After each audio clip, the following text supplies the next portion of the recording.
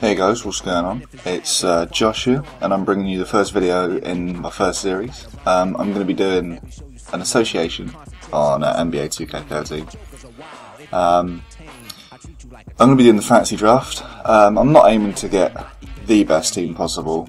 Well, you'll see when the draft comes what happens. I tend to just try and pick players I like because I think it doesn't matter. You can have the worst team in the game on the association, but you can still beat the computer. I don't play on the highest difficulty, but just all-star, so kind of middle of the road. As you can see, I'm only playing 58 games. I'm doing 8-minute quarters. I'm not going to be forcing trades. As for the pick, I kind of just wanted one around the middle, so anywhere in the centre of the draft, sort of the 15, 16, 17 spot. So I went for the Wizards for the 16th seed. Because I think if you go first pick, it's just going to be LeBron, and it's stupid. I'll skip past all of these and we're on the clock.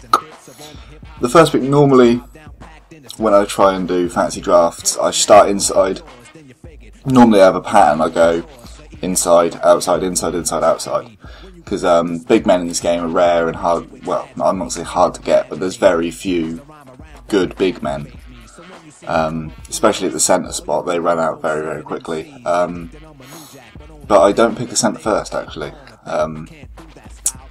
As you'll see, I'm I'm tossing up a power forward, and eventually I do pick Blake Griffin.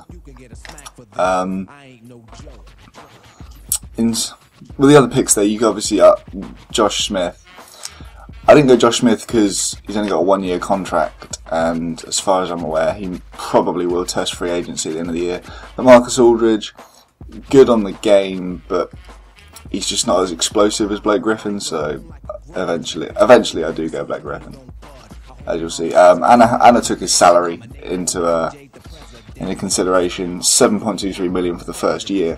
6-year contracts, yes, but obviously I can trade away should I need to free up any cap space or things like that. I'm going to skip past all the rest of the picks now. I think I'll go to the point now, because shooting guards, the ones on that list there, I think, you'll see me, I think I scroll down past a few. I try and find DeMar DeRozan. Yeah, he's one of my favourite players in the game. Only rated as 77, so I was hoping to get him with my third pick, but instead I went for a point and I take Ty Lawson because he's one of the probably underrated point guards in the game. He's got a very, very low salary, which is good. I don't end up getting DeRozan because he goes, so I move to the centre spot.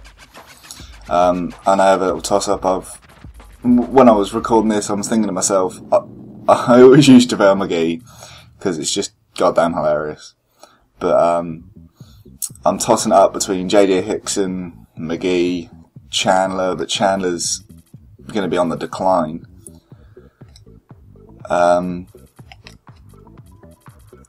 McGee, big salary. He is pretty good shot blocker, as is Chandler, but again the salaries are quite big. I probably should have taken McGee, thinking back, but I was just trying to find out their offensive and defensive rebounding. See, McGee 89, just a bit higher than the position average, and then I'm tossing it up with J.J. Hickson, who's got the 93, which is what I like. That 93 offensive rebound is pretty much what sold me. I always have a problem getting boards anyway when I play the game, so having him's going to be good. I'm pretty sure I go to the shooting guard now. And first person who spots out to me is Jordan Crawford. Very good outside scorer, 90 medium. I quite like playing the mid-range game on 2K13. I think I'm not going to say it's quite easy to use, but mid-range game in this is I think you can utilise it very well. A lot of people just throw up 3-pointers all day, and I think that's just too cheesy. But I tend to work between working it inside and playing the mid-range game. I'll attempt threes in the game, obviously. I mean, if you have an open look three, you're not going to pass it up. And I do take... Well, no, I don't take Jordan Crawford. I almost thought I did. Oh, I do. There you go. Jordan Crawford. So that's 3 of the starting 5 that I have right now. Well, I'm pretty sure I go back inside now. As you see, I've got... I'm going to need a small forward. And I think I reach ever so slightly and I take the youngster of Aminu. Not the best rated small forward I could pick up, but I think he's got pretty good potential, 6'9", and he's got really good offensive rebounding for his position, and that's what I need. I need to be beating teams on the boards, because I know that that's my personal weakness in 2K13.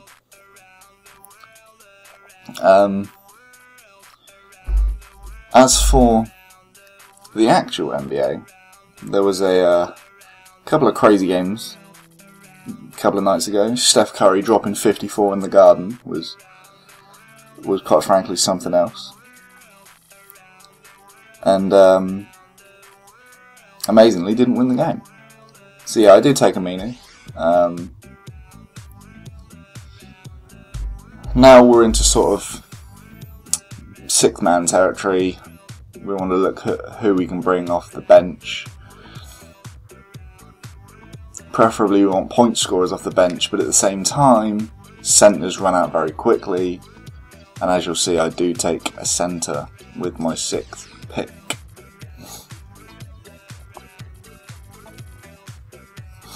Kendrick Perkins will be that centre. I'm pretty sure I do pick Perkins with this.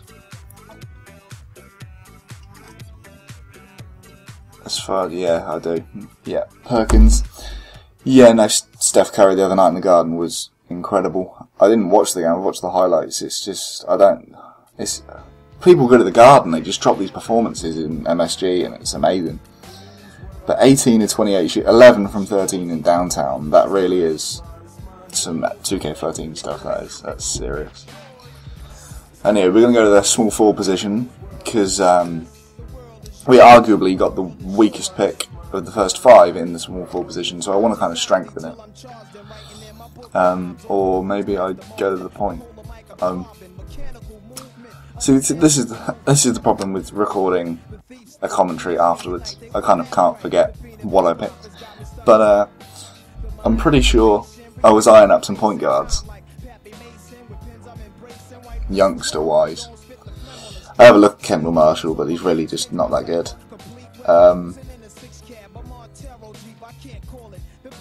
If my memory is good enough, I'm pretty sure I don't take a small forward, I do take a point guard, but I think I choose a combo guard. Because I like having players who can double up in 2 positions. It's nice to have, it's good for rotation, minutes, things like that, fatigue. I'm pretty sure I do take Barbosa. I'm not sure though. Paddy Mills, I would never take him, don't worry. Yeah, Leandro Barbosa. He'll be a good 6th man off the bench, good point scorer from me.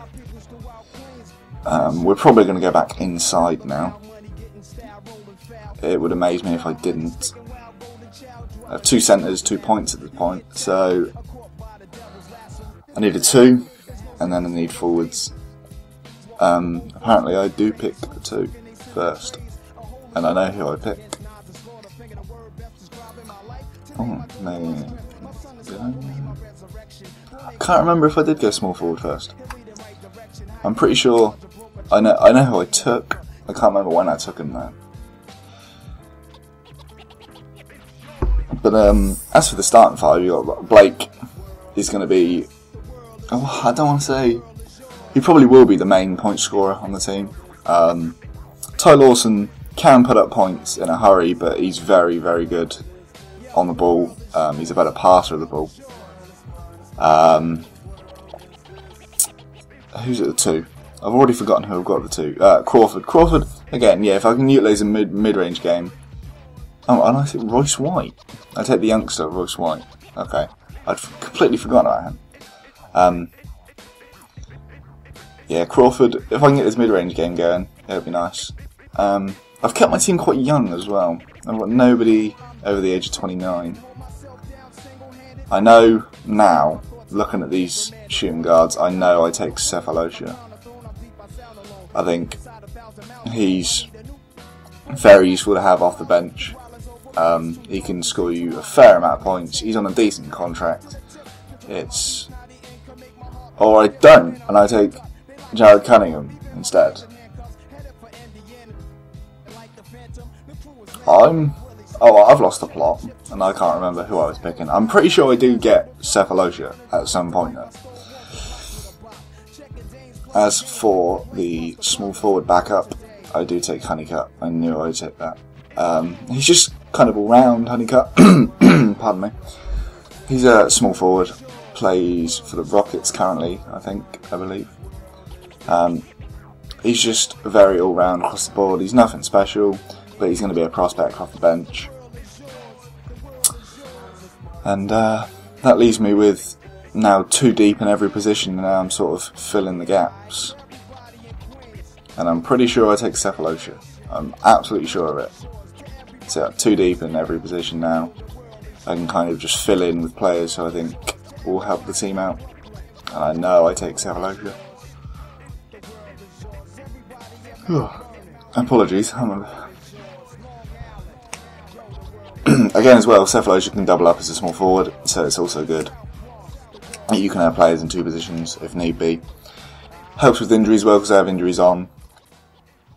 And here I'm going to take Chris Wilcox, I believe.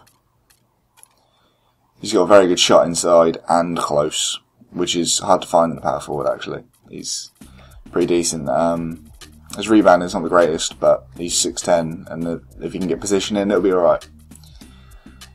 We have... No, that was our last pick. I thought we had 1 pick left anyway. So yeah, we're going to try and... I don't know why I'm looking at the draft summary. I think I show through my players again. So yeah, we have picked Blake Griffin, Ty Lawson, JJ Hickson, Jordan Crawford, Al-Farouq Aminu, Kendrick Perkins, Leandro Barbosa, Royce White, Jared Cunningham, Tyler Honeycutt, Thabo Sefolosha, and Chris Wilcox as our 12. I tried to go quite big as well. It's relatively large. As for the settings for this, I'm going to be doing trades myself. Obviously, I quite like trading, so you might see that in the first couple of videos. As far as I'm aware, I have scouting done as it is. I did the player roles myself. I'll be explaining player roles in the next video. I have the computer do staff contracts for me. It's just a whole lot easier.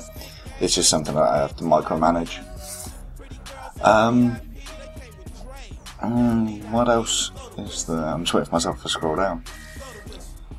Yeah, I let the CPU do the staff contracts. I'll do player contracts, obviously. Otherwise, you have players resigning that you might not want. Pre-draft workouts, I think I need to do, and the draft I need to do as well. So yeah,